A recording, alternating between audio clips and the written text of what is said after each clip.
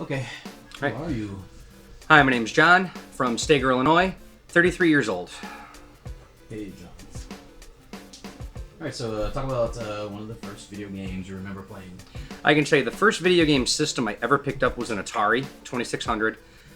Couldn't tell you the first game I played on it, but the first game system I ever owned was an original NES back in 1988. And first game I ever played, of course, was Super Mario Brothers Duck Hunt. Split cartridge. What other games you play on there? Oh, I had such a collection. Mario 2, Mario 3, Excitebike, Solar Jetman.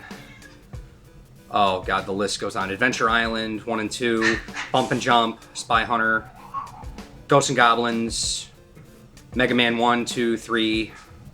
Pretty much every, I was part of that era back then when the games were easily accessible. I had a great video store in my hometown, and he had like every NES game you could imagine. So pretty much at every weekend I was running a new game. Yeah. So I was able to play pretty much every good NES game that came out. Unfortunately, the one genre I'm still not a fan of to this day, I never rented any RPGs. I am not an RPG fan. Oh, wow. I hate RPGs with a passion. Except Zelda. Yeah. Because it's a little different. It's not quite RPG, it's not quite platforming. It falls right in the middle, and it's really puzzle based when you think about it. Sure. And they're fun games. So Yeah. You play most Zelda? most of the Zeldas, everything up to GameCube. Yeah. So because when I only owned a GameCube for like 5 minutes, and I was never a big GameCube person because I had both Zelda games on Nintendo. I rented them at least. I did have Majora's Mask and Ocarina of Time on 64, and I did have A Link to the Past on Super Nintendo. There's some fun things on GameCube. I love that game, Eternal Darkness. Eternal Darkness, Sanity's Requiem. Confusing game, but a fun game. Yeah. Very fun game. My main thing was Super Monkey Ball. Many a drunken weekend playing Super Monkey Ball with your friends till 6 in the morning. Yeah. I never played that. It seems like that game would be fun with the motion controllers. Like the Wii. Is it like don't you do like a thing where you tilt it? Well, yeah, with the Wii you would tilt it, but with the GameCube it was just you would just use the regular analog sticks and everything like that. Even on the Wii, you'd still need the GameCube controller to play that game. But I agree, it would be better if motion implementation worked out. Yeah. So your preferred way would be with the controller, though? Controller, definitely. Yeah, that's cool.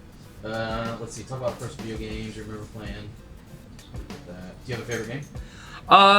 Probably to this day, my favorite game still is going to be Super Mario Brothers. Other than that, Mega Man 2. Which Super Mario? Super Mario Brothers, the original Super Mario Brothers. Yeah. You play Sega at all? Yes, to this day I actually own a Sega Genesis. Sonic the Hedgehog, own all those. Big Earthworm Jim fan. Of course, Streets of Rage series, I love all those games. Right now I'm still on the hunt to get a Sega CD. And one of the games I want to get for that, of course, is Sonic CD. And a couple other games I want to get Night Trap back. Because I love Night Trap. Regardless of the poor history of the game, I love Night Trap. Yeah. That's probably a pricey game, right? Night Trap. It's the more pricey one is actually the 32X version. Because there were only so many copies printed. Yeah. And that one's a little bit better because that game also came out on the 3DO. And the 3DO version with the full motion video was a little bit better, less choppy. You could actually see more of what was going on. The control scheme was a little more responsive than it was on the Sega CD. Yeah. So they did have a 32-bit counterpart, but it was a little more rare to come by. Awesome. Did you hang out in arcades? Oh, yes, I did. I had 2 arcades near me when I was growing up. Both of them were Aladdin's Castle. We had Aladdin's Castle over in Lincoln Mall, over in Madison. And that one shut down. They ended up moving over to Park Forest, right by the Park Forest movie theater. I used to hang out there all the time. I tried like going every other weekend. My parents would at least give me, $10 for allowance. I say, here, go play video games. We'll come back in a couple hours when you're done.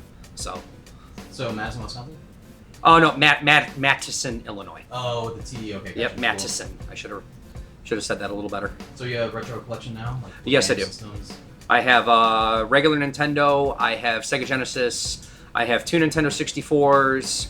I have my original PlayStation 2 from 2000, which still works to this day. And I don't know if you want to call it retro, but I have a original PSP 1001. which I have soft modded, so I can play old school video games and all that other stuff. Yeah, I remember it was pretty quick in its life that you could soft mod that thing. Like, Oh, very with fast. that battery thing, like. Oh, well, like the battery was the original trick, but then they eventually worked it out to where all you needed to do was put just a little program on your memory card, load it up every time, and then you could play every game that you ever wanted to play. Yeah, yeah. Tell me about your YouTube show. I have a YouTube channel that's basically devoted to movies, Laserdiscs predominantly, but I do throw a little bit of Blu-rays, DVDs in there. I'm a big Laserdisc collector, so every couple weeks I shoot a new video because I'm always buying stuff. I'm buying lots from eBay. I'm finding stuff on Craigslist. I have a couple friends in the area who clue me into Laserdiscs. They buy them in lots and they trade them to me. Then I just shoot videos to say my pickups, and I always give a little backstory behind each movie, whether I liked it, whether I hated it, if it's rare, if it's common, you know, mainly that stuff. And I mainly try to go after horror movies on Laserdisc more than anything else. Awesome. What's your most prized Laserdisc? My most prized Laserdisc, I have two of them. One would be, and if this is a box set, it would be my Tex Avery collection, because none of the Tex Avery cartoons were ever released in the United States on DVD. They were released in France, but only in America, you can only get them on Laserdisc. And then single movie would be an old movie from 1982 called The Keep. It has a bunch of rights issues with the soundtrack. Has never been released on DVD. Did come out on a widescreen Laserdisc, and copies of that usually fetch anywhere between $80 and $100, maybe sometimes $120 if it's factory sealed.